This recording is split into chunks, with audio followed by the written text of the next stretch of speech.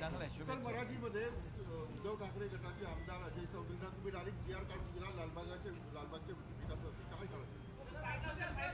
काय कारण आम्ही निधी देताना कुठलाही दुजाभाव केलेला नाही आणि त्या भागाची आवश्यकता लक्षात घेऊन नागरिकांची माझं कामच तसं असतं.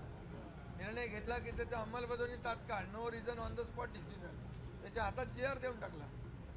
त्यामुळे मी मुख्यमंत्री असताना देखील हे केलेलं आहे. आता देखील मी उपमुख्यमंत्री म्हणून काम करतोय.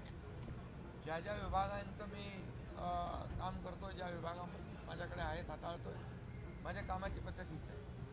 तात्काळ जे होण्यासारखं काम आहे ते लगेच करतो आणि शेवटी नागरिकांना दिलासा देण्याचा विषय आहे. मराठी